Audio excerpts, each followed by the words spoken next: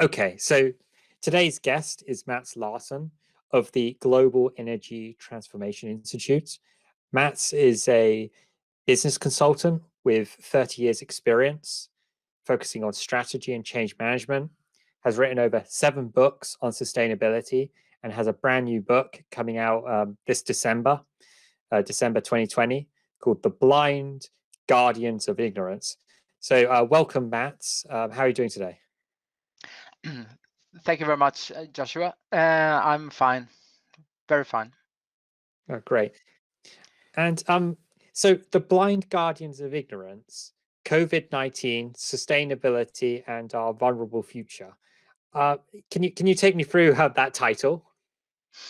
Yes, it's an image of our present society where decision makers, world leaders, and large shares of the general public are blind to the challenges that lie ahead. And we don't have any plans and no idea, basically, of what we need to do in order to transform our society to a sustainable future. So with these challenges, are you talking about CO2 causing climate change, or are there more challenges, or is it just that one? And no, there are more challenges.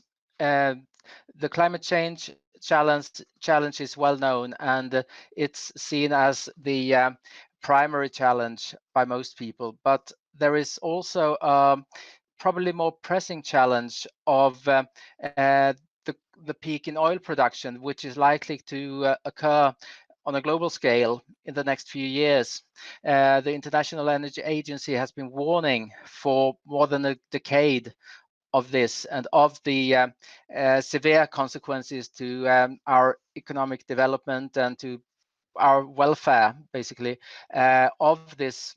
And there are also other challenges that make it more difficult or challenging to transform society, because we have been driving development in a certain direction towards reduced cost, reduced or increased value for money in many areas, and that has been going on since after the Second World War and even before that. And now we are going to build systems that are that are on the surface of it, at least, more costly. We need to move production away from China, for example, and move it back to Europe and to the United States and other developed countries, and that is vastly more difficult than moving it to low-cost countries in the first place. Okay, so because often when people see the word sustainability, it's often tied to environmental sustainability. But when you were mentioning the challenge of peak oil, that's more of while peak oil is probably good in the sense of reducing CO2 emissions. Our entire economy is based around consuming this natural resource, and so it simply running out is unsustainable for our economy. Is that what you're leading to? Yes, it's positive, of course, that we if we manage to use less oil, but if we have less oil, and if oil production goes into decline and permanent decline, it will pose a number of different challenges for countries, because we haven't prepared for such a situation. Instead we are increasing our dependence on oil every year, and we are when we need to reduce our use of oil, we don't know which areas to start with, and or which how we should go about this change. So this development should have been started much earlier, and 10, 20, 30 years ago, when we had the first oil crisis, probably, because it takes a lot of time to build new systems. It needs a lot of investments, and we can't simply start to change everything when oil starts to get scarce. Because in that situation, we simply have a very difficult. We're in a very difficult position, and our economy will be damaged, and it will be it will be a situation that that can easily get out of control. Yeah, we wouldn't have the resources if we're waiting until the resources depleted to use resources to transition. We've kind of left it too late. We kind of need to use the resources to transition to a sustainable future. So, if we take the way you've written the book, I see there's three big chunks. There's the age of ignorance, driving the change, and then starting the transformation, which I guess linked to the title, you're saying that the leaders and much of the world population has ignorance to these challenges, and then presumably you're trying to describe how we're leading into a bigger problem, and then what your solution might be. I mean, could you take me through those three big chunks of your book? And yes, the age of ignorance is a description of our current situation. It can be put in different ways, but we have a very naive mindset where most of us don't worry, or we are not aware of the development that lies ahead of us, and we simply go about our lives using resources in a thoughtless way, and most of us don't consider the need to reduce our dependence on oil already in the next few years, or we don't even think that that could happen, that we need to do that. So that's the first part, and that's gives a background of the challenges in our present society. And the second part is about preparing for the transformation and the need to adapt or transform society on a large scale, so that we reduce our dependence on oil and other resources as much as possible over a short period of time. And the third part, starting the transformation, is about how we take the first steps and what we need to do now to start the change. Okay, thank you, Mats, for that. So I guess if we go through those chunks in a little more detail. So if we are now in the age of ignorance, and I hope you're, I guess, hoping to wake us up from that. What other than we mentioned about oil, peak oil, and also climate change caused by CO2. I mean, what other challenges do we have? Because I know you've mentioned COVID-19 in the title. Yes, COVID-19 is a challenge, of course, and it creates even it makes the transformation even a bigger challenge, because uh, it it has hit our economy very hard, and countries aren't as strong financially as they were before the COVID crisis. Still, we have this huge transformation ahead of us, and we can't avoid making large investments in new systems, transport systems, but also production and distribution systems. And COVID-19 has made us aware of our very large dependence on production in faraway countries in Asia, like China, for example. And 30% of our production, or more than 30% of our production in the Western world, is located in Asia. So that's a very big challenge. But there is also a challenge that I have tried to describe in another book 15 years ago, which is about our that the room for improvement is running out in many areas. As you probably know, there is the global economy is dependent on growth, and we need to grow, need the economy to grow year by year. So that's and there is, it's not about keeping the same level of production and level of efficiency. The global economy has to continue to grow, and the way to make the global economy grow is by improving the efficiency of all kinds of industrial processes, distribution, procurement, and also the making the public sector more efficient. And as we all know, nothing can be done in less than no time or at a cost below zero. And we are in many areas approaching that situation where things can be done in less than no time and at the cost that is close to zero, which makes it more difficult in those areas to continue to drive efficiency forward. And in other areas where we still have the opportunity to improve, like industrial production, that will never be done. You can never make a car in no time or at a cost close to zero.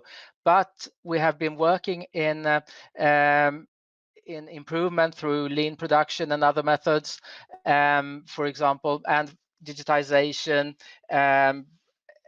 business systems, and so on, to reduce cost. And so much of the original inefficiencies have been taken out of the economy that our economy at present is very efficient. So it will be increasingly difficult in that from that perspective as well, to improve efficiency even further. Yes, and I guess the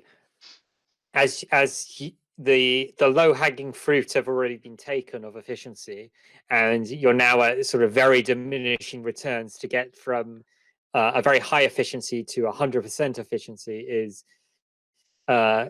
potentially an enormous amount of work, which isn't maybe even worthwhile because there's so little to gain.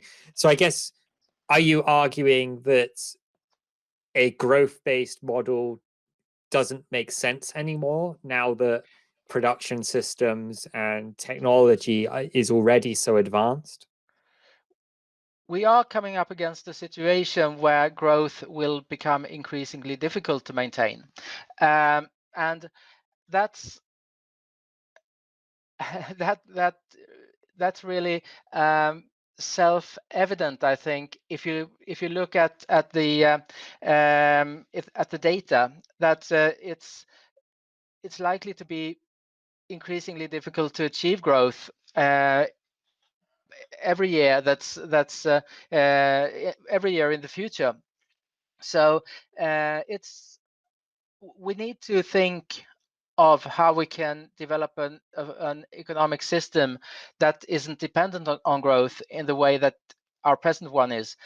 And that's a tremendous challenge. It's nothing that can be taken lightly. It's not about just changing to an economy where people are happy with what we have, and everyone is helping one another. We need to have an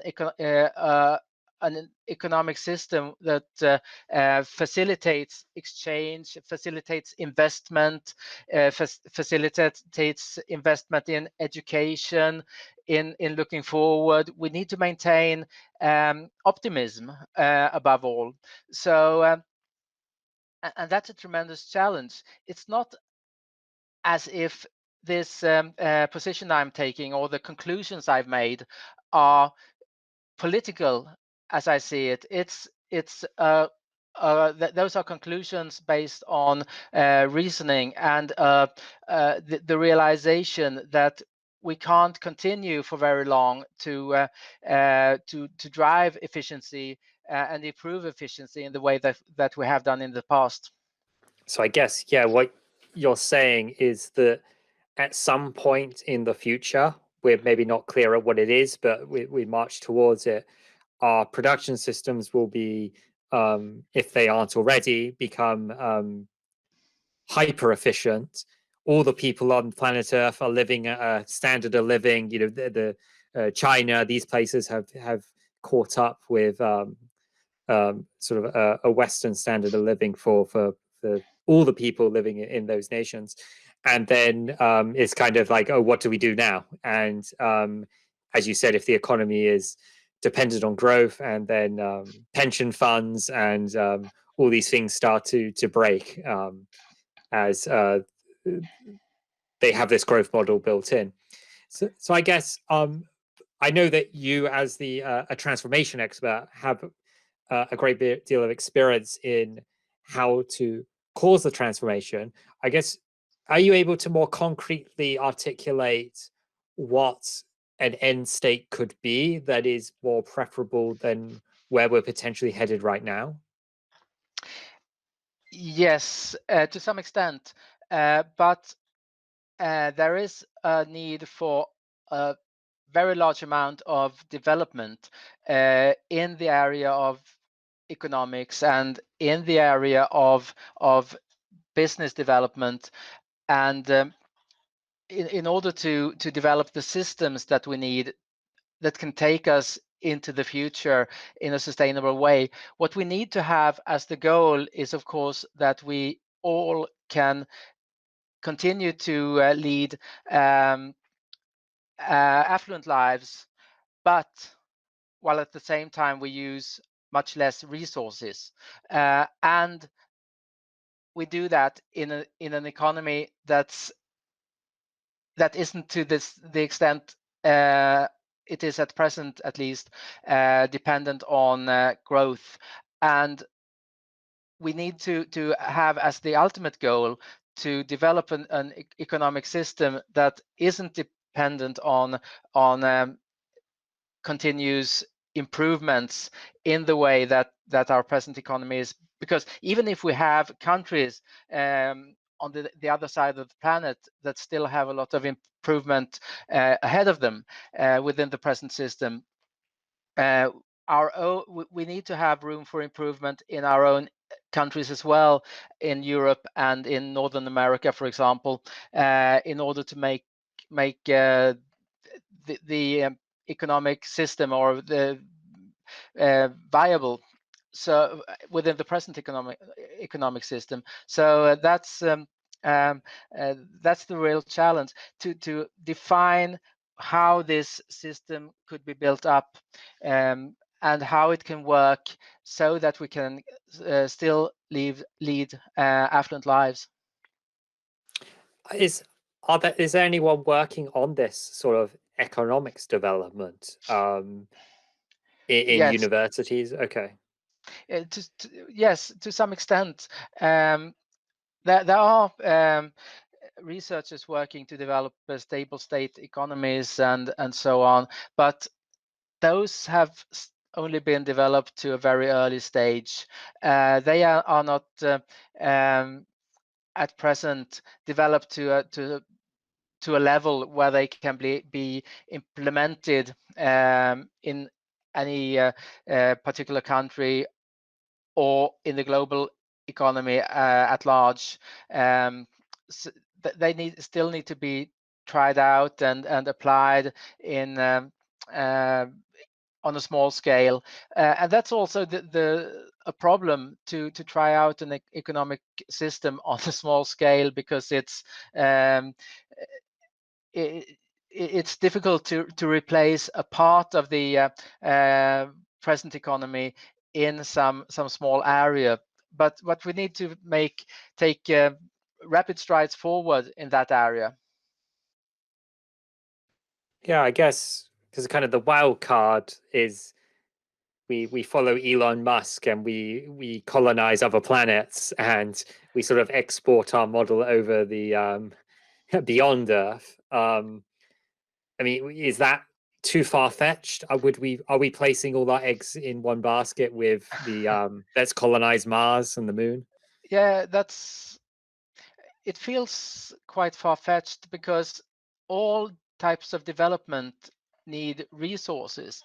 And in a situation where we are likely to face a declining amount of resources, oil, for example, probably being the first one that starts to go into decline.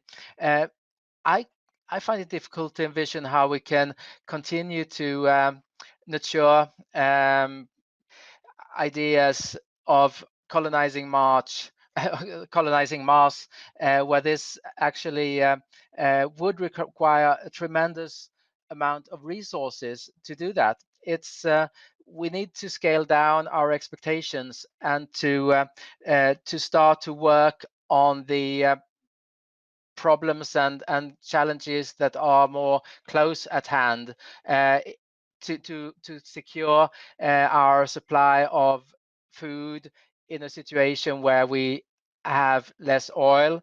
Our food supply is dependent to a very large extent on oil and oil production. We need to secure our supply of clothes, which at present, to a large extent, are produced in Asia and in other faraway countries. We need to secure our supply of spare parts for critical infrastructure in society, like sewage, freshwater systems, and digital communication systems, ICT, and power systems, of course, so that we can transport those. And we need to secure the supply of spare parts and raw materials for the most important industries in our present society. And that's much more important and much more critical than trying to colonize Mars, because that will be a dream that can become a reality for a very small number of people. So it seems that you sort of take a position that we can't take for granted the sort of luxuries of a modern world, which maybe are water and sewage and transportation, ground transportation, abundant food. But these things are actually fragile, or the systems that produce those sort of reasonable basic needs of living in the modern world are fragile, and or at least maybe fragile is not the word you would use. You would say they're unsustainable, and at some point these systems are going to start to break down due to, for example, peak oil or some other resource depletion event. I actually prefer the word fragile. The systems in themselves are fragile, and my background is from business. Business strategy, change management, rather than from environmental disciplines. So I like the word fragile here, and it's obvious that if you spend, or as we have done in the Western society, we have spent the past 50 to 100 years in building a society that is almost entirely dependent on transportation and the supply of inexpensive oil.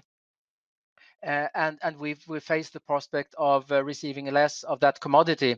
Our fragile systems is likely to start to break down. Yes, and like it's interesting how you said, because transportation is often the target of much scrutiny with regard to at least environmental sustainability.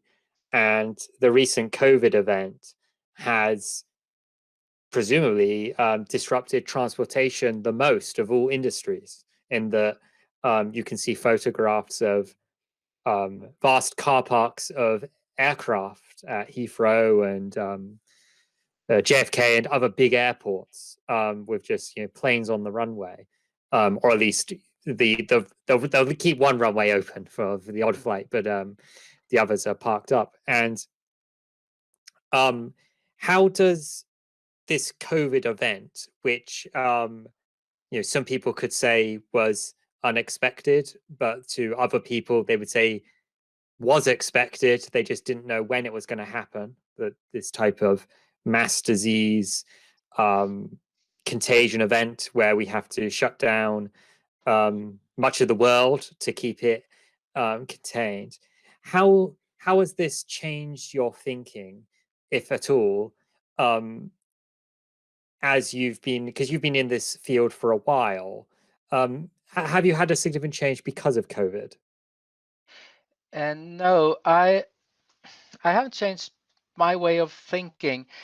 I I've I took COVID as an example in the book to describe how governments have failed to prepare for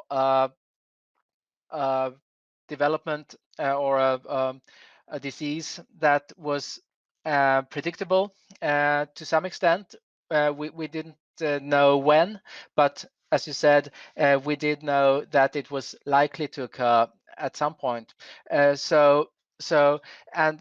despite this, countries have reduced the preparedness in different ways, reduced the stock of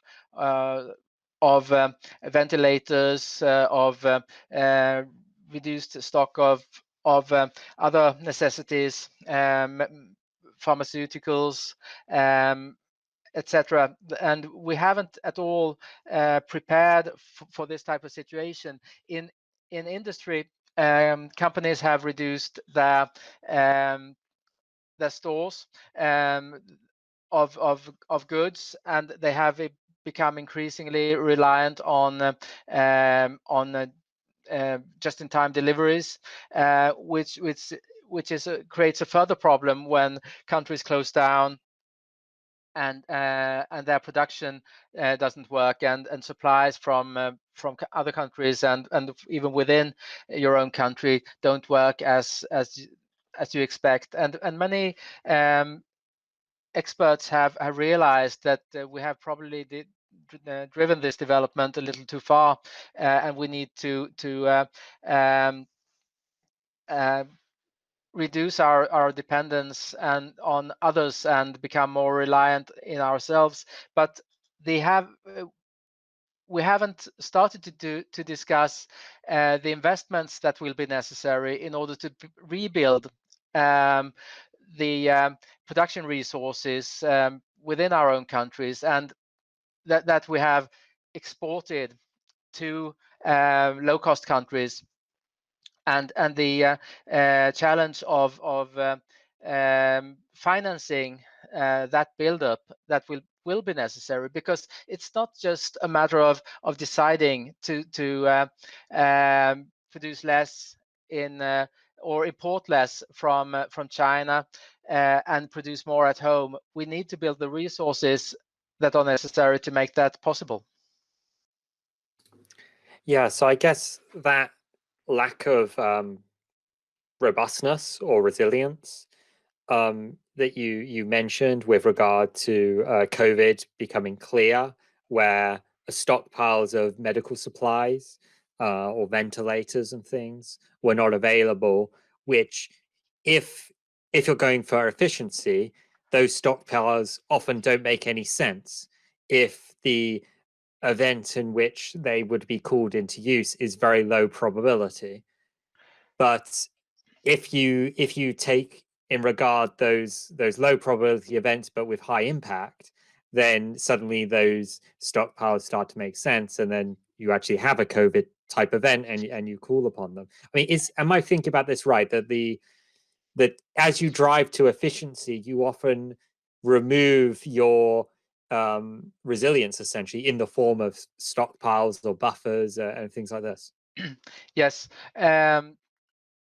Over the past decades, we have or companies have removed many of the buffers that existed previously, and countries have removed even more of them. And in many respects, we are dependent on daily supplies coming in from across the world, and that's of course not a big problem as long as all the systems work and are in order. But and each one of the problems that may arise may have a very low probability. But we also know that now and then something happens that that changes or disasters happen that cause problems. We have wars, and we have diseases and other things that that create temporary, in most cases, problems for us. And we have also the prospect of developments that are permanent, like a probable decline in oil production that's likely to start as early as the next few years. And in this type of situation where there is a large uncertainty about many things, it's not very wise to remove all the security aspects and all the buffers that exist in our society, and rely totally on a system that has to work perfectly day in and day out. So I guess, has there been much research done or implementation done on economic measures of resilience? In that, if most of our typical economic measures of companies tend to favor your earnings today, and they tend to be short-sighted. And if you are the CEO, you make the decision to get rid of your buffer stocks because it's just costing you money. Is there a move to include some sort of metric of resilience? I I can't answer to that clearly. What I'd like to say is that countries apply the goal of economic growth, and they have governments and the national banks and other institutions that are there to drive economic growth and make sure that will take care of our financial well-being. They look to a level of growth and a level of increased efficiency in the economy of 1 or 2% per year. In some countries like China, growth has been higher, but that has growth in China and some other countries has also declined over the past years. So, and the cost of resilience and the cost of sustainability and the cost of making the economy less fragile would be to reduce growth and to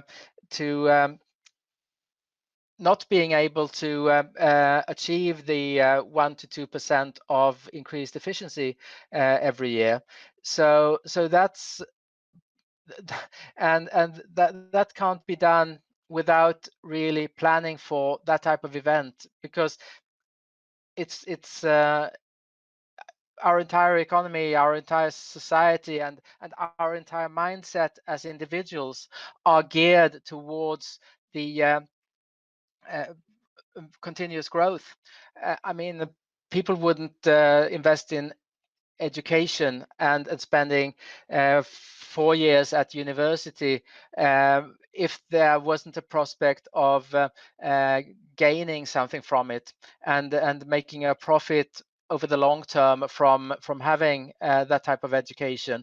And that's only an example. When you buy your house, when you buy other things, the way you plan your private economy, um, it's based on an assumption that you will do better next year and the year after than you are doing today. And you are not planning for a situation, or most of us aren't planning for a situation where we're not going to do as well 5 years from now as we are doing today. And if we change that mindset and we start to think that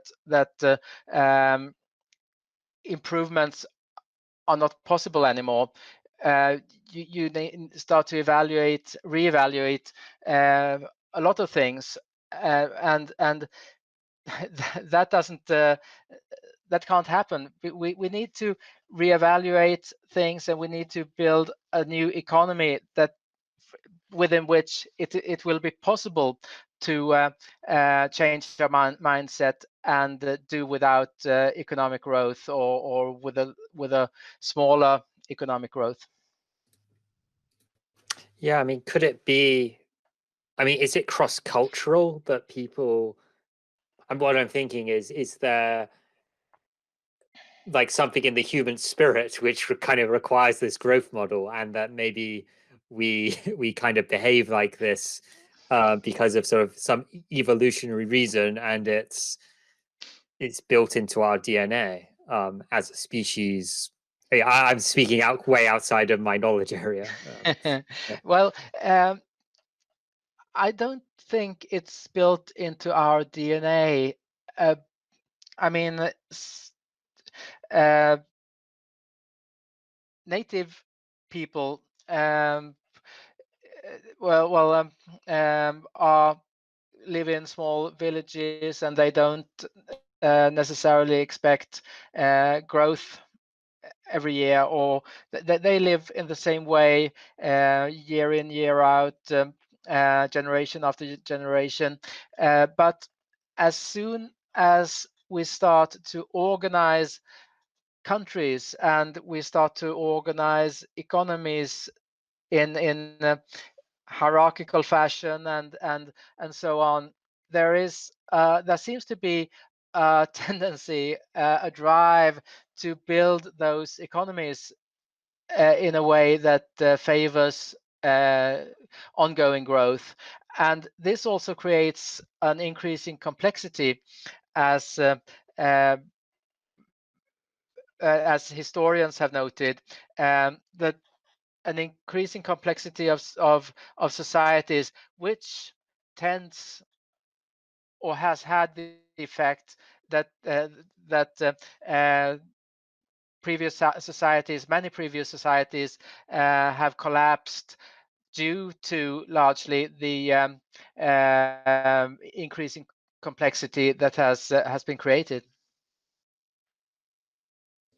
Yeah, yeah. I mean, it's almost like something we could maybe study in sort of different cultures, or maybe take a look at sort of somewhere like the Soviet Union, where I don't know what their growth figures were sort of in the sort of final 20 years or so, but my understanding, they were significantly lower than that what was going on um, outside it, and how sort of the people were responding to that, where sort of industrial products were the same every year.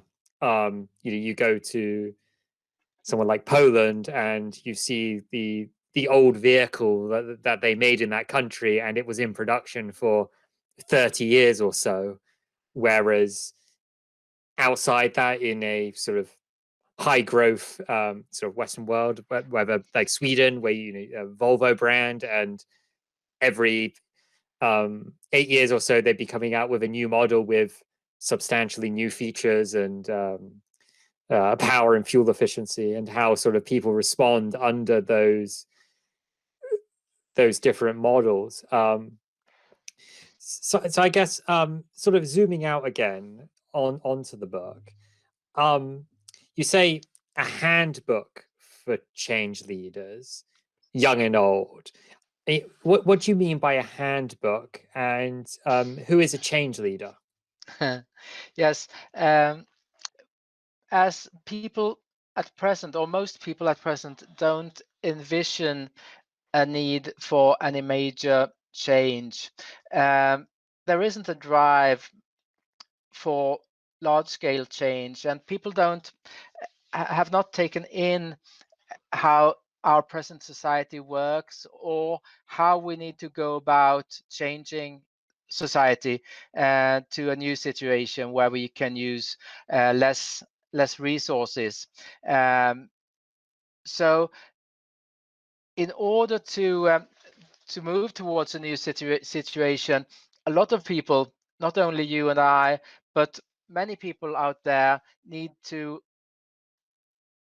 understand these things and start to change their mindset and change their behavior towards the change process that needs to be initiated. And of course, the type of change that we are talking about here can't be achieved by a few experts or a few enthusiasts that really take it upon themselves to try to change society on a large scale. The change that will be needed inevitably in order to transform Europe to carbon neutrality by 2050, as the EU has set as a goal, or in order to transform our society to a reduced supply of oil, will need very large investments, and they will need very large changes to the way that we produce things, to the way that we live our lives, and to the way that we consume. So it is necessary that many people start to take in this information and to learn about the challenges, and start to understand the type of change that we need to go through. And this is, of course, nothing that can be it's not a message that I'm happy to convey to the listeners of this podcast, or to the readers of my book. It's not something that I'm enjoying talking about. It is a sad message, and something but we need to take it seriously, and we need to rapidly start our change process on a scale that is relevant. It's not about you and I buying a few more locally produced jars of jam, or participating in some car sharing schemes instead of buying our own cars. It's much bigger than that, and there is a need for strategies, prioritization of activities in different areas, and structured change programs to go through with these things. In his address to the climate meeting, the COP meeting recently, Prince Charles, he said that countries need to go on a warlike footing, which is the first time I heard someone else, except myself, say, express it in that way, that the transformation that we need to go through is much larger, and that a new approach to the change has to be applied. Yeah, because I mean, you as a professional change manager probably know more than certainly I, but I'm always quite surprised at how slow it can get to make a transformation within a large company of say 100,000 people. That implementing some kind of new change program can be well, it can be quite disheartening, sort of a couple months in, because it can feel like you're sort of pushing against a brick wall. And I mean, this is a large organization, but when you come to a country's economy or the world economy, if this is so vast that the amount of effort required can feel very overwhelming. And then if you said Prince Charles was talking about a warlike footing, I was thinking that over World War II. World War II was only 6 years, at least, 1939 to 1945. But the amount of societal change, technological change, country border change in those short years is pretty immense. So while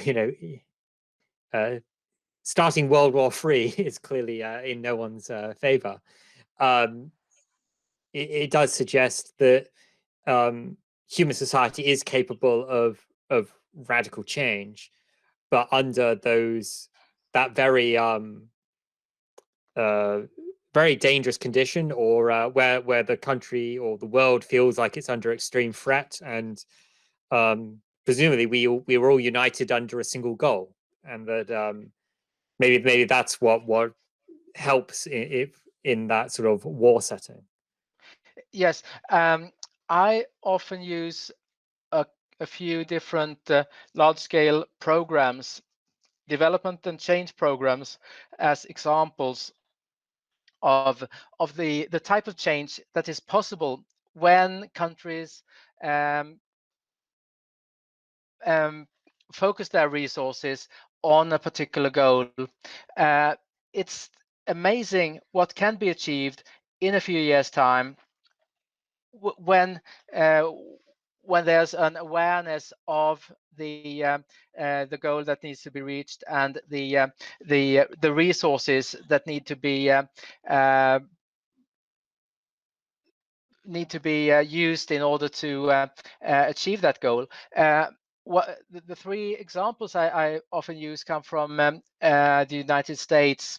The first one being the transformation of American industry overnight, virtually, from a market economy in 1942 to a planned economy, where all or almost all of American industry was geared towards supplying military material for the Allied forces, and the volumes that were produced from 1942 to 1945 were tremendous in terms of tonnage of ships and the number of aircraft and the number of tanks.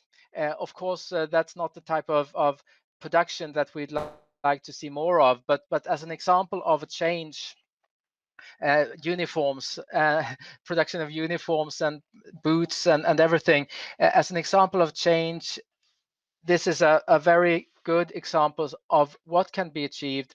The second development project that I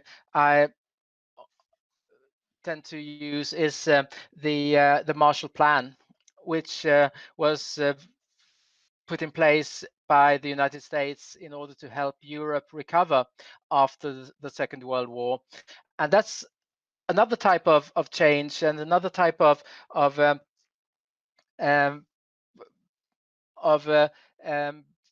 mobilization of resources for the greater good of society. And the United States did this in order to help Europe recover, because in large parts of Europe, people hadn't enough to eat, and people had to many people had to live on less than 1,500 calories per day. So they starved. And in only 3 years, to a large extent through the Marshall Plan and to activities that were supported by the Marshall Plan, the economy of Europe, or the economy of European countries, were put back on the right track, and the program could even be finished 1 year before it was planned to, because the results were so good in terms of economic growth and other effects that it had, so that it was so it could be finished. And the third example of a large-scale development program is the Apollo program, that that involved over 10 years, almost 10 years, 400,000 Americans in the effort to send a man to the moon and bring him safely back to Earth. And that was a tremendous effort as well in terms of system development. All aspects of the program, all aspects of space travel had to be covered in this within the program. Not only, I mean, it wouldn't have made any sense to build a rocket if you didn't have the control center in Houston, the launching ramps, the huge building that was needed in order to assemble the rockets, and the vehicle that was used in order to move the rocket from the house where they built it, or the building where they built it, to the launching ramp. So that is an example, another example of a tremendous effort that shows and indicates how much can be achieved if countries pool their resources towards a particular goal.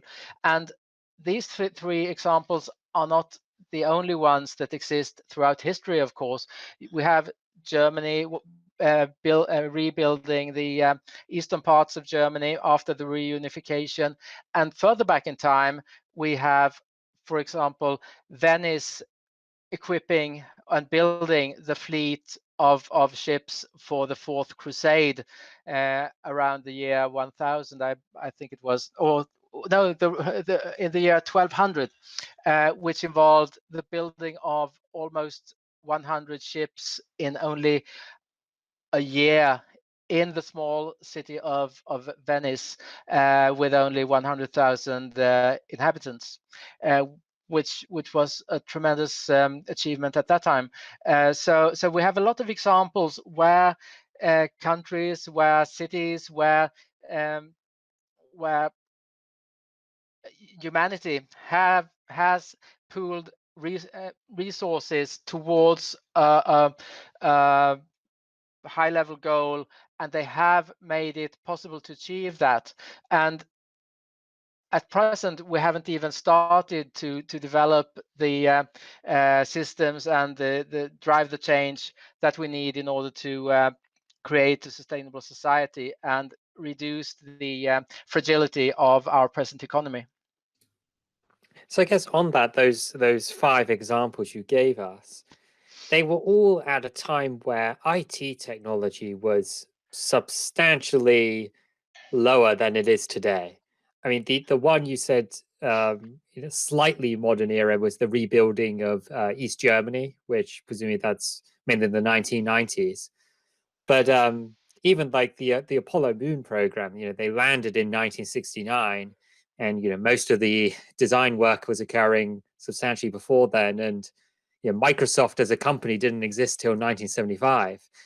And so how is it that despite back then the tools they had were substantially less than ours, that today we don't seem to be replicating that, despite having it in some ways a bit easier than they did back then? In some ways we may have it easier, but in other ways we have it more difficult. The aspect of complexity, I think, is an important thing, and it has made life, or it has made change more complicated. Every year that goes, our society becomes increasingly adapted to doing more of the same thing and to continuing to drive development in the present direction. Our present production and distribution systems are tremendously efficient. We have improved them very much over the past decades, and we have really, our industry has really been successful in driving this development forward, and we have done it to a large extent with the use of digital tools. But this use has also increased the complexity. Complexity means specialization, and the level of specialization has continued to increase, and with digitization, specialization has increased even further. So we have been able to drive our development much further than any other society throughout history through the application of advanced systems, new materials, more specialized materials. We are now developing metals and alloys of metals that are intended to be used for very specified purposes, and that is a great asset when we plan to drive development further in the same direction as we are doing now. But it becomes a great difficulty and a great liability, this complexity, when we want to change things, because each one of us is more specialized than people have been before, and we're good and very good at a much narrower set of tasks than was the situation only 10 or 20 years ago. So that creates makes change a much bigger challenge. So we are, and by we I mean as a global community, we have all become experts at a micro level, and then we're simply pushing the incremental change upon those small areas that we focus on, and no one is zooming out and taking that bigger picture view and saying, well, we're incrementally improving something that is fundamentally sort of a local optima, and we really need to radically change such that we can start to move towards a new optima, which is ultimately higher than the one we're currently on. Does that make sense? Yes. The global economy is without doubt the most complex creation of mankind. It's tremendously well geared towards doing everything that people are doing at present, and everyone within the global economy, whether you're working in production, or whether you're a researcher, or you're a manager of a big company, gets rewarded within in some way through the various flows of money and other goods and other things that are created through the global economy. And it's an amazing system. It's really, I mean, if you understand it, and I stand in awe and even when I think of the complexity and the fact that this system works on a daily basis and gives 7 billion people, or a large share of 7 billion people, their daily bread, and much more than that at present. But it is a difficult system to change. And it will be a great challenge to change it. But it's the type of perspective we need to take, and we need to I mean, this idea of more people becoming change leaders. It means that people need to work on different aspects of this large system, the global economy, national economies, local economies, and build up a new way in which we can organize production, distribution, and so that people can lead good lives in the future as well. And that is an extremely tall order, I know, and it's a really big challenge to do that. But we need to start, and there is actually no way of going about it or avoiding it. And there seems to be appetite in the wider public for this topic, or at least more so with time, in that Greta Thunberg is Swedish, and she seems to have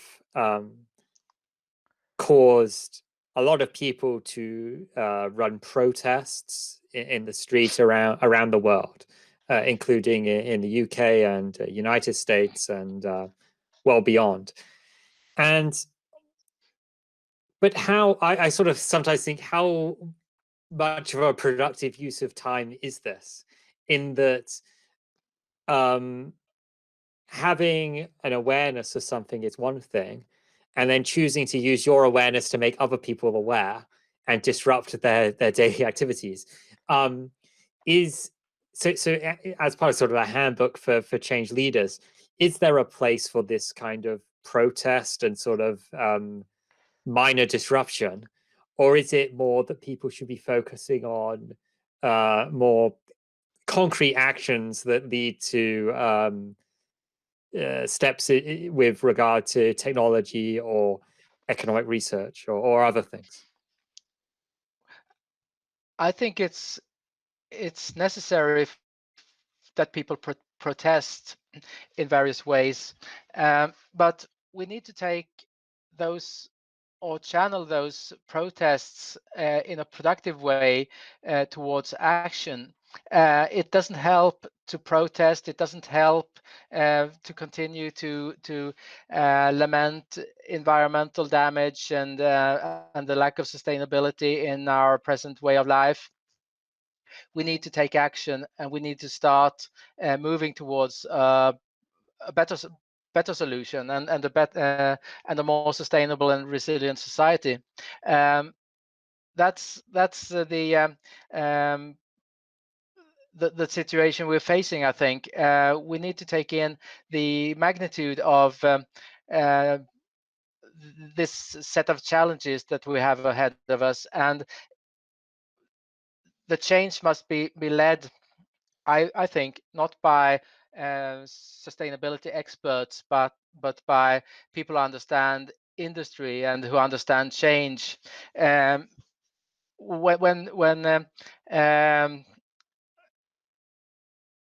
Franklin D. Roosevelt during the Second World War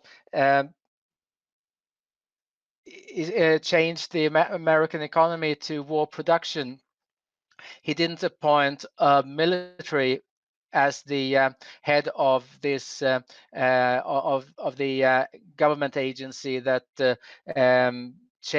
drove the change and procured all the material and organized the production. He didn't think that a general was the best one who could do that, even though it was a type of war effort. Instead, he appointed a businessman, a person who had been a manager, who had been the procurement director Sears and Roebuck. So and who knew American industry inside and out. And I think that's an example that we need to learn from.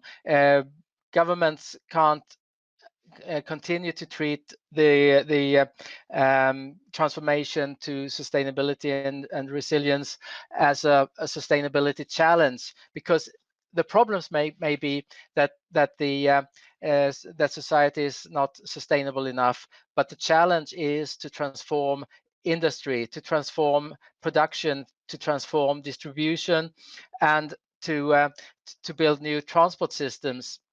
And that those and in order to do that, you need the competence of very experienced business managers who can build those new systems. So you might suggest we would find these people within some of our largest industries and companies. They might well have the people with the skill to do this, and if we set them loose on this challenge, we might be very pleasantly surprised. Is that what you're suggesting? Well, yes. The only way to solve a problem is to apply the skills of the people with the most knowledge of the issues at hand, and the ones who are most skilled at changing production and distribution are obviously business managers and other people with a business background. Yes, yeah, I agree. And I guess for yourself, Matt, what got you into this topic area? Given you've written, a large book on this, it must be reasonably important to you to spend that time. Yes, I've written 7 books now, or perhaps 8. On this topic, and I've dug deeper with every book and found new interesting aspects of these challenges that, I mean, in any area and with any issue that is as important as this, the usual situation is that there are um, kilometers of bookshelves filled with different books on different aspects of uh, quite narrowly defined problems. So the fact that I've written 8 books on this topic is not it's not a very big production when we look at the tremendous breadth of the challenges that lie ahead of us. So, but for me, I've been working for 30 years as a business consultant, and I've looked into many of the areas, and I've worked with companies in many different industries on a large diversity of subjects. So I think I'm one of the persons in any country that could understand a, a large share of the problems that companies and countries will be facing through this change. And I took it upon myself in 2008 to start to look at what or actually I started with this in 2004, but I started writing the first book in 2008, and I started to unravel the complexity of these challenges in the first book, Global Energy Transformation, and continued with the business aspects in the business of global energy transformation. And later, I looked at the transformation of production and distribution in circular business models, which was published in 2018. So I've spent quite a lot of time analyzing and looking into the various aspects of this change. And I can't stop writing until I've reached some type um, of until I've succeeded in getting more people to understand what this is about and to accept that we have a tremendous challenge ahead of us. And over that career, have you noticed a shift in the public's perception of these ideas? Yes, very much. When I started to write, there was very little awareness that any type of change in this direction would be necessary. And people were, I mean, many people, some people paid lip service to the the thing that we need to change, and they said they were pro change and so on, but very little was done, and I didn't receive much support when I had meetings with people in different positions. I gradually managed to build some support, and I worked with two members of the Swedish Parliament from 2011, I think, to 2013, and we wrote a motion to the Parliament and so on about large-scale energy transformation. So I've met people who have taken an interest and who have tried to support and to do a part of pushing the matter forward, and there's a big difference today as we see the growth of electromobility.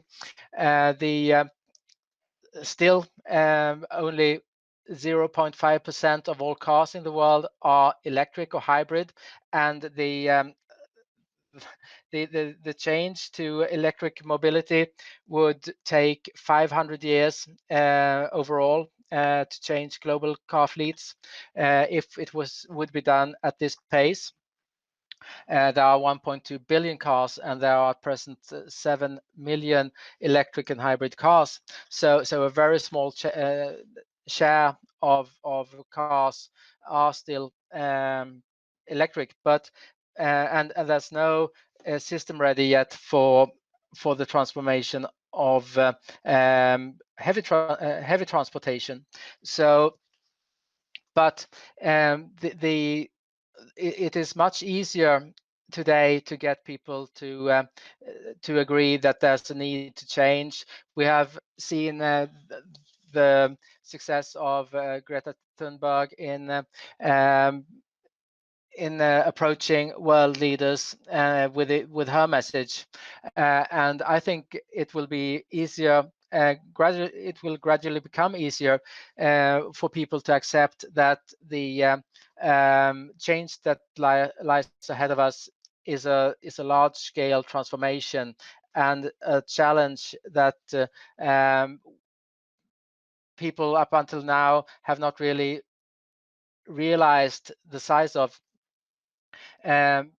So I'm optimistic when it comes to the opportunity to get through with this type of message, and the mindset of people is much more geared towards change now than it was, but there is still a lot of ground to be covered in terms of understanding the complexity and the magnitude of the change that we will need to undertake.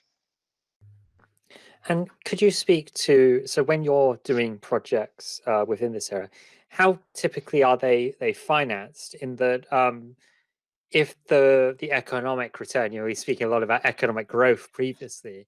I mean, is there economic return that is interesting to the type of people who would invest in projects, or is that a struggle? No, that's a struggle actually, because even though companies are building an increasing number of charging posts for electric cars, and some other investments are going on.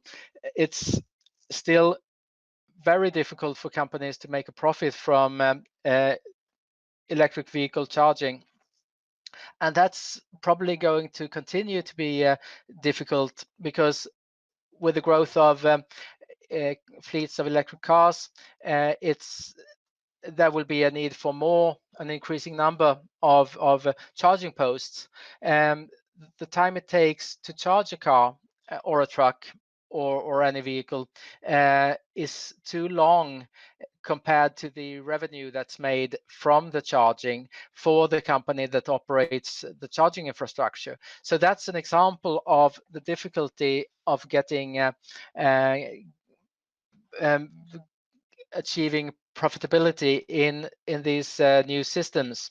The business models for building and financing and operating these new infrastructures have not become successful yet, and that's a lot of work that needs to be done on that, and the same is true for the financing of the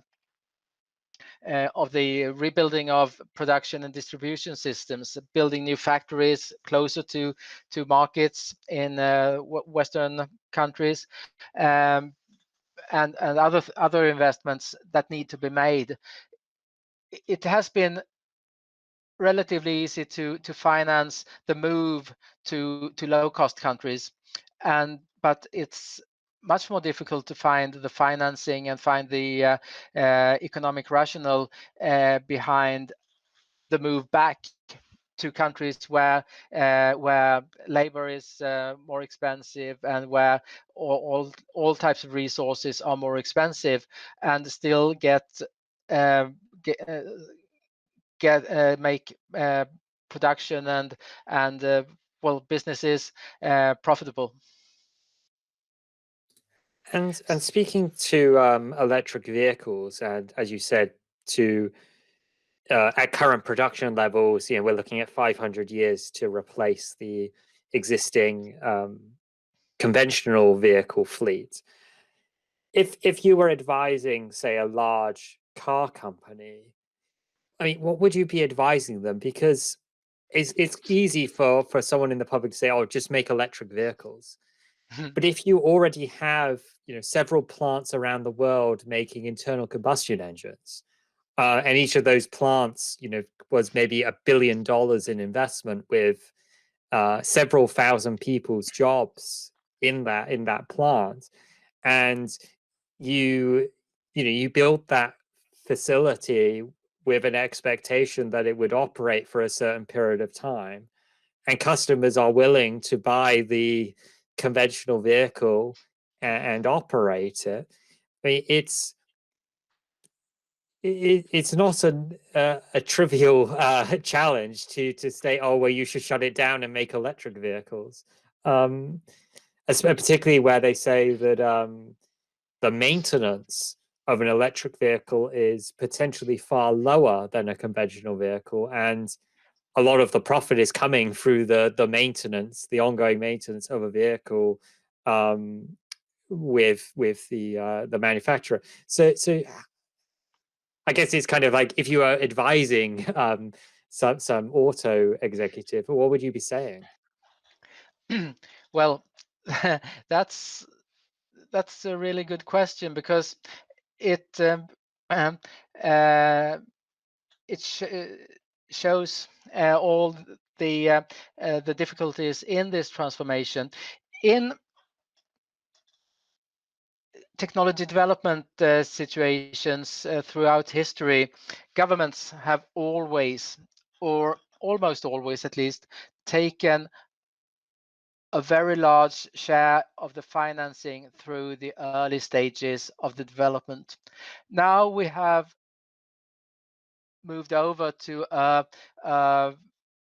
system where the market is expected to provide the financing for all kinds of development at all stages of development, and that is not realistic.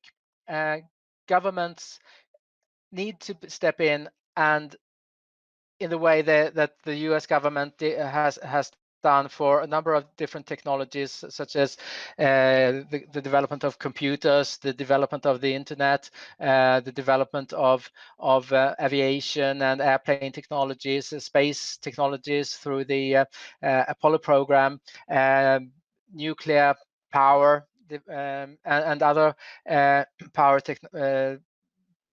technologies, and the way that governments have done earlier in the development of the of telephony, of fresh water, sewage technologies and systems, and also as they did in order to boost the development of car use and the increased growth of car use when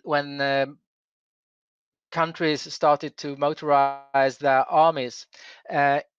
They which created a tremendous growth for the car industry, because it made vehicles a lot less expensive, and the armies required better, easier maintenance and more reliability for vehicles and so on. So these things are roles that governments have taken historically in a lot of different technology developments, and governments will be needed, and it will be necessary for governments to finance the development in these early stages of the transformation, and they need to start to build the systems for e-mobility and the other parts of the production and distribution systems that will need to be changed, because e-mobility is not only a matter of us buying more cars, more electric cars, because as electric vehicle fleets grow, the pressure on the power grids will increase, and we will find that there will be an increased need for effect and a need to invest in smart grid technologies to control charging to the times during the day and night when there's a surplus of electricity, or when electricity is at the lowest price, for example. And that means investments in power grids to expand the capacity.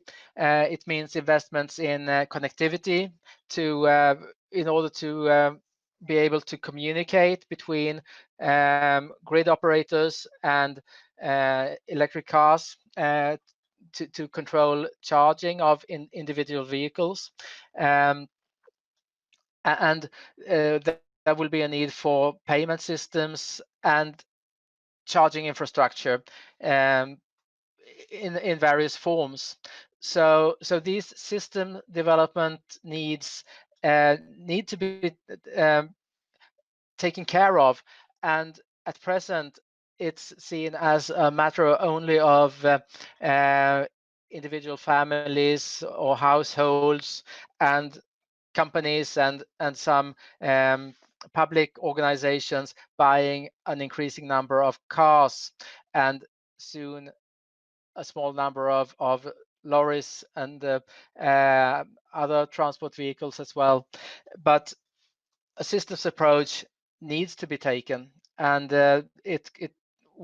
we can't expect the market to finance all the aspects of electromobility that need to be taken care of. So we're kind of sometimes deluding ourselves when we think that some of these breakthrough technologies were simply an idea from the private sector that was financed by the private sector, that actually there was substantial at a minimum research level from governments around the world, which then got this thing into widespread adoption. Yes, governments have taken different roles in this, in the different developments, and they have taken the different roles because they have understood what roles they have had to take. It has not been a matter of coincidence or chance that they have happened to support a certain technology. When at least not usually, because when railways were built, governments realized that they needed to invest in tracks, and they needed to invest in signal systems and in locomotives and cars, and they needed to build stations, and it wasn't until much later that they started to expect some level of profitability from these investments. They were made in order to develop countries, and in the case of space technology, for example, through the Apollo program and subsequent programs, these investments were not made with the mind to making a profit from space travel, or to spin off new materials from the development projects that were run. They were made in order to establish, in that case, the United States as the leader in the space race during the Cold War, and so on. And when it came to the development of aviation, commercial aviation in the United States, for example, the American government developed very they were very aware of which types of subsidies and research and development programs that they had to finance, and a lot of them were for the development of military aircraft. But these developments in turn spilled over to the civil aircraft industry, and they made it possible gradually for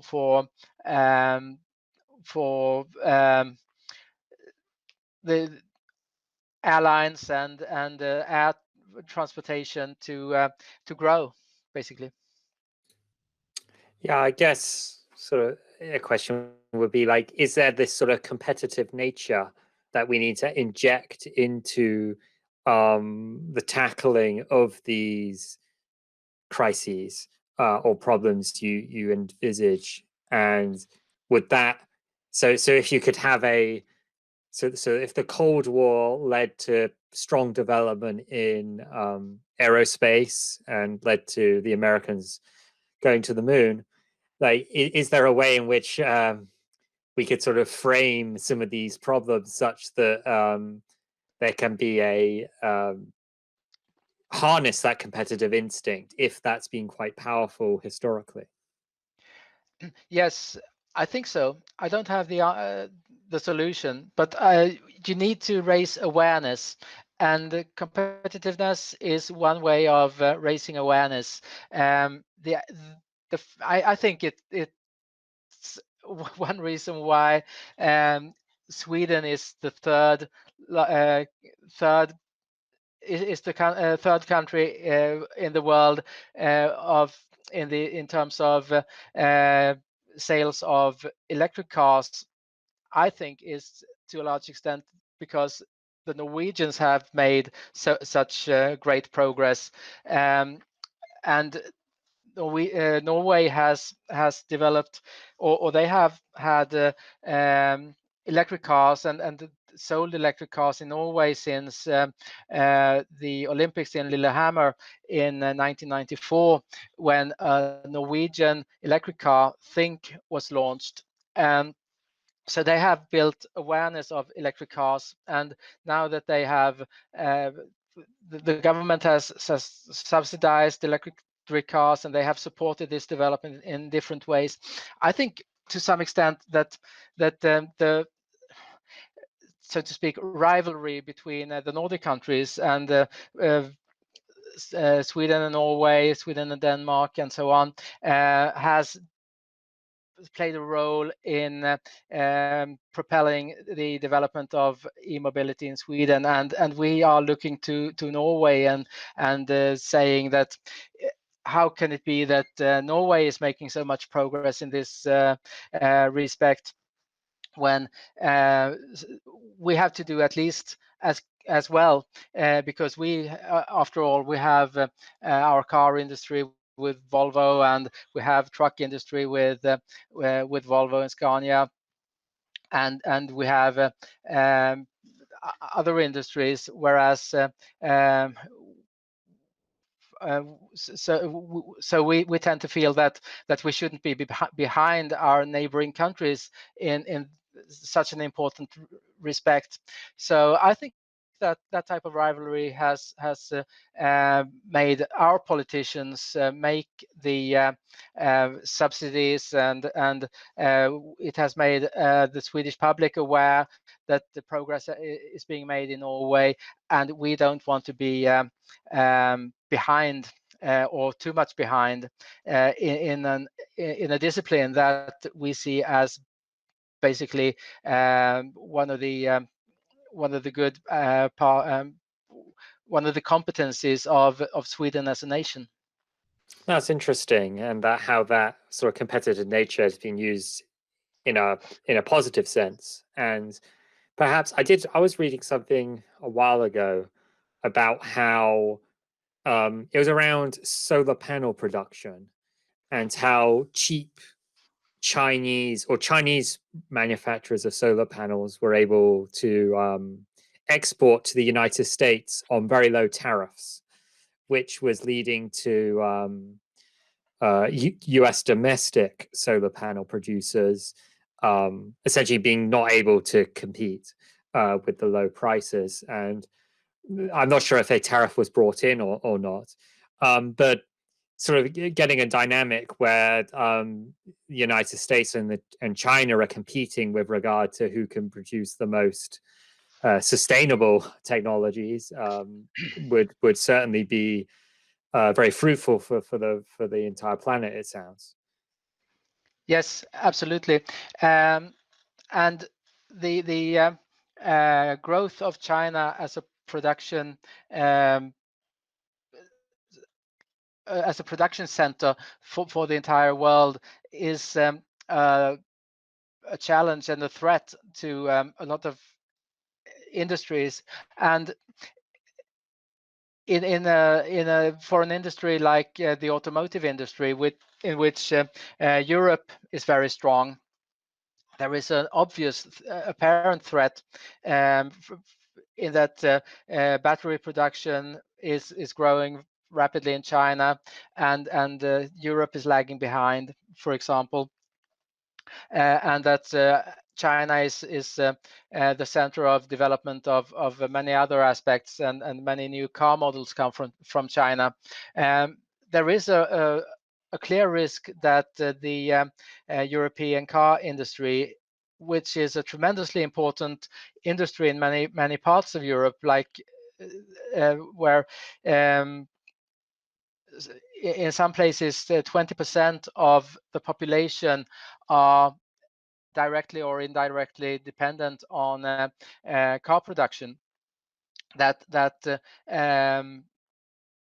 countries will lose market share, companies will lose market share to Chinese competitors, and that Europe as a whole will lose out in the competition against China. It is really important here that European countries and European companies mobilize resources to stand up against China in this area, and to drive the development here forward, and build up not only markets for electric cars, but also production resources for electric cars and trucks, and that we don't let this opportunity to transform our automotive industries slip through our fingers and leave us poorer in the end than we were at the start.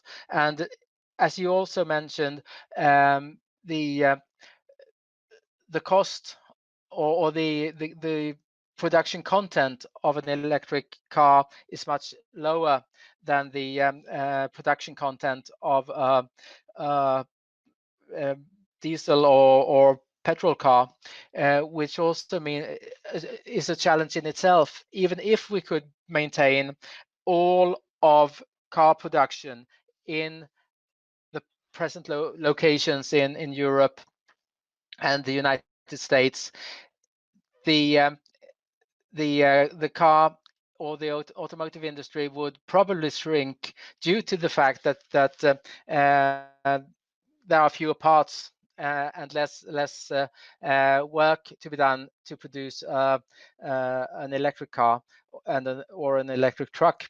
So that's a challenge in itself. If we also look at the challenge that China and other low-cost countries may take over an increasing share of this production, that is a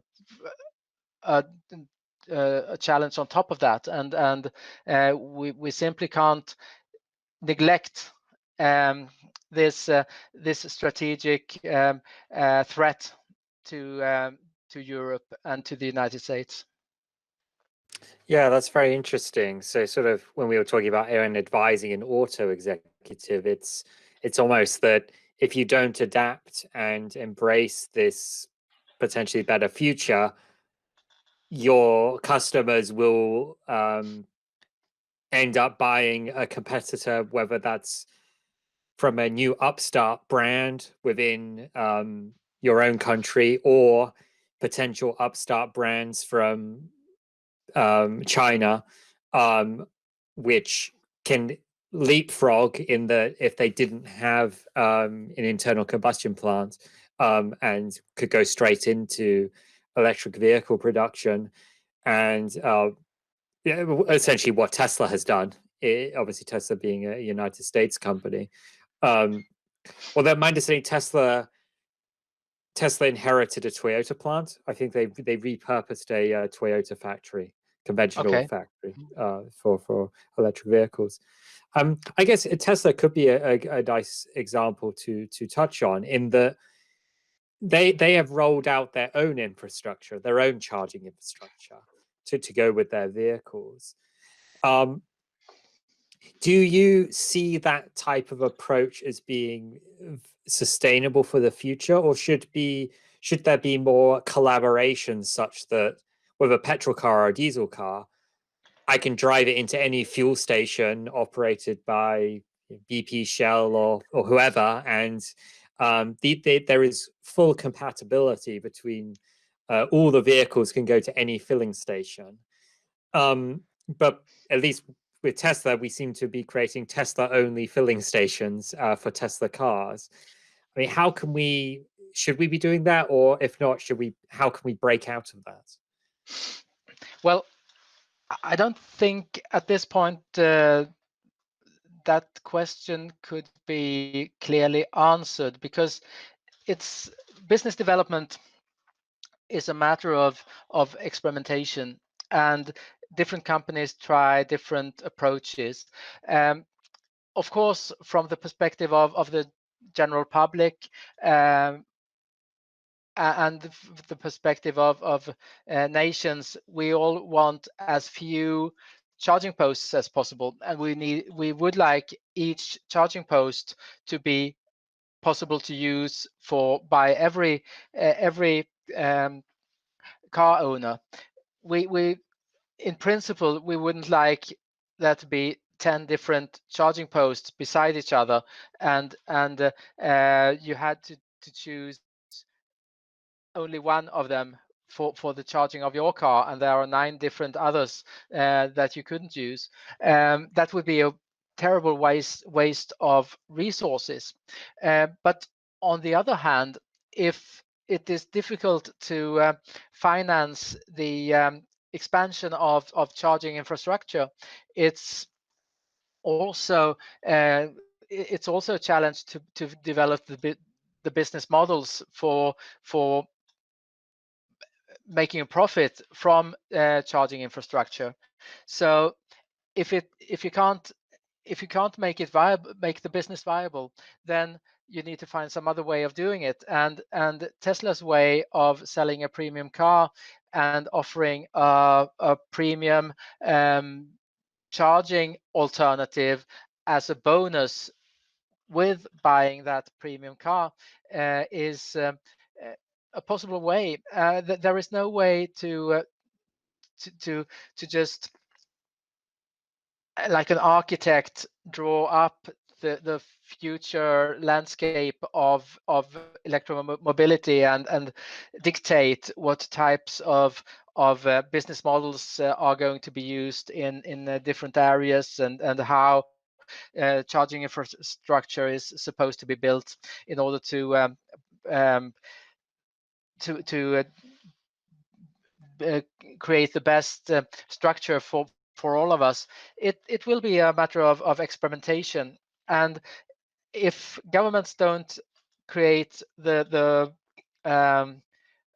rules and the geography for the development of this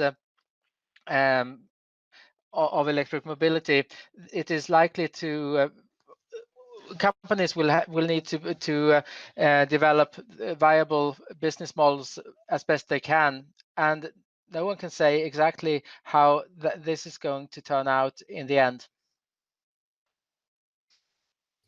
Yeah, I guess the key point there what you're saying is experimentation will be how we can discover what business models work. I guess ties into where in your book title you're saying, you know, a handbook for change leaders, a place anyone can participate in this is to run some of those experiments, to either join a company trying some kind of experiment, or found your own, which is going to try it out, and then from that competitive landscape, certain ones will start to stick and start to be productive for society. Yes, and I think it's important to emphasize that this lack of knowledge and the lack of ability to foresee how development will pan out on our part is not does not mean that nobody could foresee how a development could be driven. When governments started to invest in railways, and when the American government started the Apollo program, they started by analyzing the different aspects of say space travel, and what types of what systems needed to be built, and so on. And in the case of the Apollo program, it only in a few months' time they made they drew up the map of the program, and identified the key aspects of it, like the control center, and the launching ramp, and the rocket and the moon lander, etc. And they found analyzed the ways that they needed to finance development, and how they could pay for the different parts of it, and the same has been the case in all the other situations where governments have taken the leading role in development of railways, or telephony systems, or sewage and the freshwater systems, and so on. So so the only player in the economy that can actually not foresee how development will go, but actually drive development in a certain direction and make the decisions that are necessary in order to create viable systems and make it possible for companies to contribute in a productive way to build the various parts of the new systems. Those are governments. And it sounds like you're suggesting governments can lay out an architecture which we believe will be productive and work well, and others can then plug into that architecture, or well, essentially flesh it out and get it to be from what was a blueprint into something that's reality. But that architecture, systems architecture, where those key decision points are identified and the key infrastructure is identified, is necessary, such that you don't end up boxing yourself into a corner that is not going to be very productive. Yes, in the case of the Apollo program, NASA defined in very much detail each and every part of the systems that were going to be built before they were developed and procured. In other cases, I assume I don't know those in detail, but I assume that the specifications of, for example, railway locomotives were not at all to the same detail. The governments decided which, or British Rail and the similar government owned companies or government agencies specified perhaps the gauge of the tracks and other key parts and of the systems, but the exact design of the locomotives and the cars were down to the different companies that would offer these cars in the market, and they then sold in a competitive environment. They sold locomotives and railway cars and signal systems and other things based on the specifications that were available to the operators that were in those days nationalized railway companies. So the fact that governments have taken a role in organizing interaction and organizing and becoming the architects of the systems doesn't mean that they need to control and determine every detail of the systems.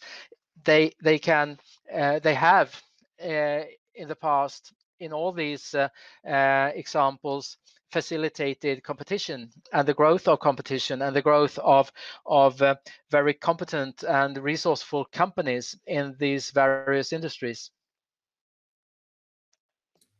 Yeah, it really is fascinating, and I guess we've mentioned transport a lot during this conversation, as I think it's a very concrete example that humans have been using for almost all our history, and makes it very tangible, the ideas you're talking about, because whereas you talking about sort of growth models and things can be a little abstract. I guess what are the key points you would like a reader to take away from reading your book? Um, well, I think, well, obviously the key point, one of the key points is goes back to the title of the book, The Blind Guardians of Ignorance. Decision makers and leaders in countries and in the world need to shed their blindfolds and take in the reality of the change that lies ahead of us. And people in general who read this book, who are not high-level decision makers or managers, can facilitate this in in the same way that Greta Thunberg and other activists have made decision makers aware of the sustainability challenges in the past. So politicians and companies are not likely to discover these things unless voters and customers make them aware. And what I also would like people to take away is an understanding of that these things are fairly straightforward. There is a complexity, and there are a lot of details to take in, and you need to understand a lot of aspects of the change and so on.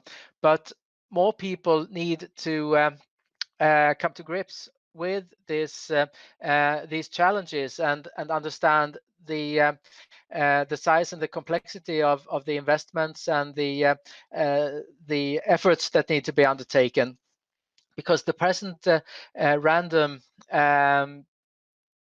situation, a random approach where different small-scale projects are run in different areas with no overall map of the entire change that is going to be driven will not work, and it can't succeed. There is a need in all these in such a situation to have a plan, to have a strategy for the change, in the same way that governments in the past have had a strategy for the expansion of telephony or expansion of railways or space travel. Governments need to develop a strategy for the transformation, and they need to make resources available to cover up for the areas and to drive development in the areas that cannot be driven by the market forces. And at the early points of development, most areas, most investments cannot be driven by the market forces because there are not enough customers to pay for the services, like the large-scale expansion of charging infrastructure, the expansion of power grids in order to facilitate the charging of millions of electric vehicles, or the build-up of connectivity and communication solutions to create the smart grids that will be necessary in order to control charging and manage various parts of the power grids and the electric mobility systems. Great. Thanks for that. And I think that point with regard to how the enormity of the transition, how we perhaps too easily think, oh, we'll just flip a switch and then suddenly we're a sustainable society, global society, where the good point you said about how at the current rate it'll take 500 years to replace all of the conventional vehicles with electric vehicles.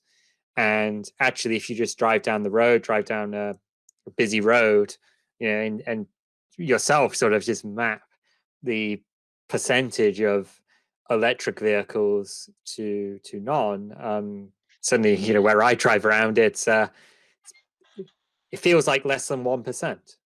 Yes, may I interrupt? Yes, of course. 500 years, that's the current rate of the transformation of cars to electric cars. In the case of heavy transportation and vans and so on, the pace is much slower than that. So we're looking, and it has barely begun. So we're looking at a rate of transformation of maybe 1,000 years or more than that for the heavy parts of the transportation sector. Yeah, I mean, we don't have the technology right now, my understanding, for long distance heavy trucking over Australia or United States or Canada or No, something. not even long distance heavy trucking in within Europe. I mean, there are initiatives and companies that develop electric road systems, and there's actually one in close to where I live that does it. But those are at a much earlier stage of development than the development of electric cars and car charging. So we're looking at a time perspective of a number of years until we have the first examples of electric road systems that can facilitate continuous charging of trucks and reduce the need for batteries. And the first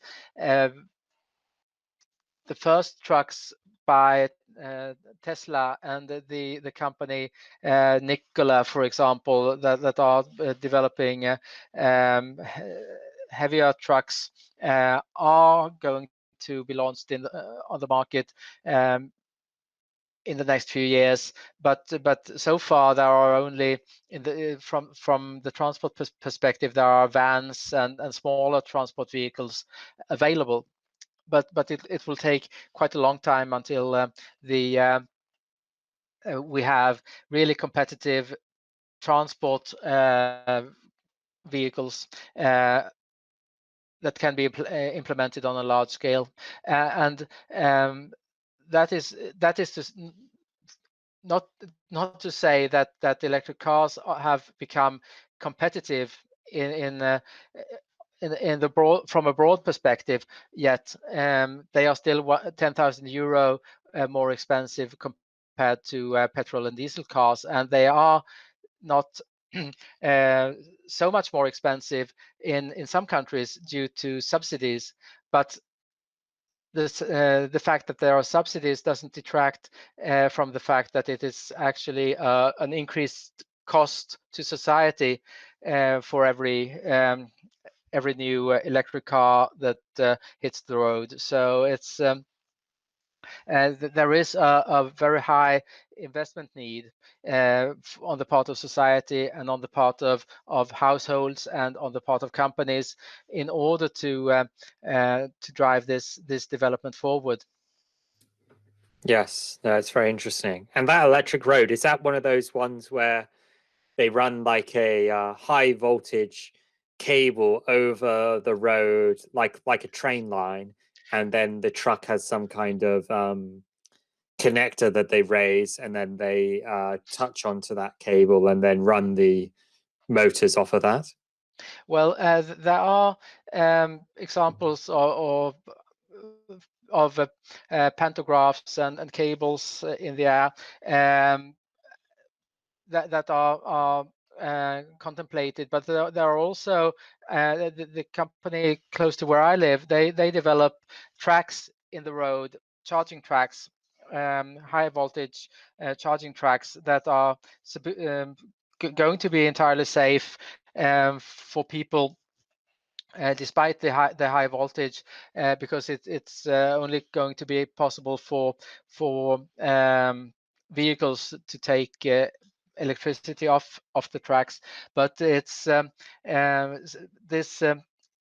these electric tracks may be there for a couple of kilometers, charging a small a battery in a truck or in a car.